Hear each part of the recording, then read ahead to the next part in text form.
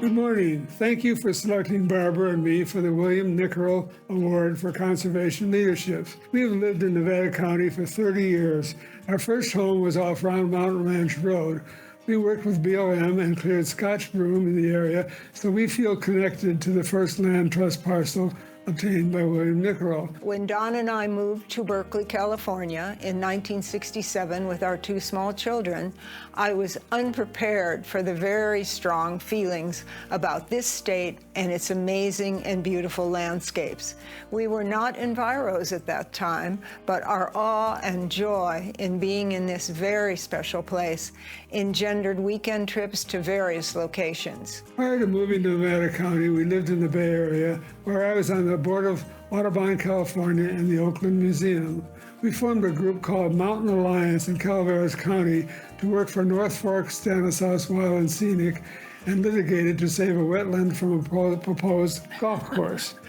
Coming to Nevada County, I joined Sierra Foothills Audubon, where I've been treasurer for 15 years and conservation chair for 20 years. Two things helped my education regarding California's natural history, which were going back to school and getting my BS in Conservation of Natural Resources at UC Berkeley, and becoming a docent in natural sciences at the Oakland Museum. They called it a walk across California. I also was a single employee of the Golden Gate Audubon Society for about 8 years, concentrating primarily on conservation rather than bird IDs.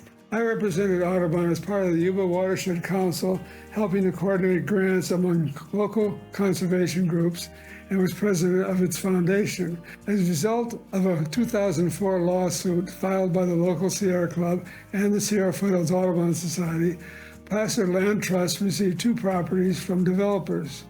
The groups also stopped a proposed 5,000 home development along Spenceville Road and a potential new Waldo Dam. As Audubon treasurer, I managed the endowment fund for a conservation easement on a 130-acre tree farm in El Dorado County. In moving to Grass Valley in 1997 and wanting to meet like-minded folks, I joined the Sierra Nevada group of the Sierra Club, staying active in various leadership positions for all these years. Our group is part of the larger Motherlode chapter of the club, where I've also been active in many roles, most recently as forestry chair. We have organized EV shows in Nevada City, run local youth climate agent camps, and formed a Waste Not group to inform about plastic use and other waste materials. As to climate issues, as a leader of the Nevada City Energy Action Plan group, we got Nevada City to pass a 100% renewables resolution. I helped form the Grass Valley EAP group and later was a member of the Nevada County EAP group.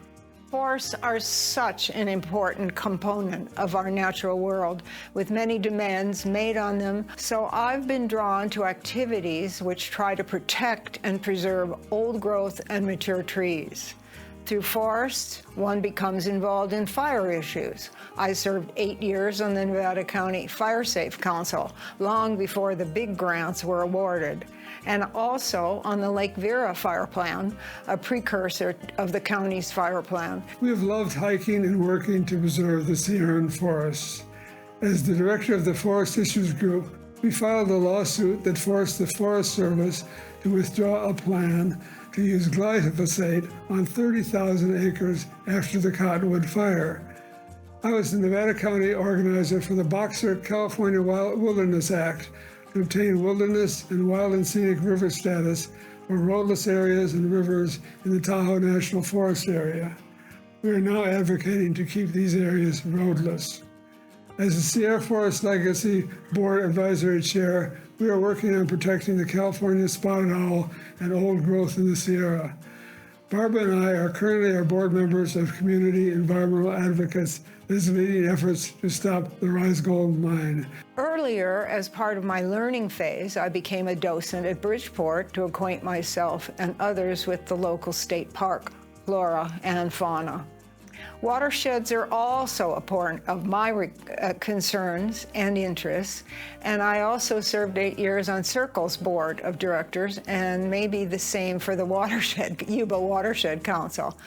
Water was just one of the issues that the Sierra Club and Friends of Spenceville found objectionable about Yuba Highlands project, which was defeated by us in a referendum initiated by Sierra Nevada Group.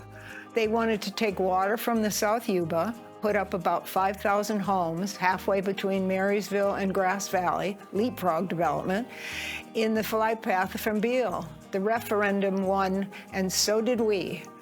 Did I mention that Waldo Dam, the Yuba County Water Agency, wanted to construct in Spenceville? Also defeated. Again, thank you very much for the award. It's been a wonderful life we've made here on our magnificent environment, and I join with you all in wanting to keep it that way.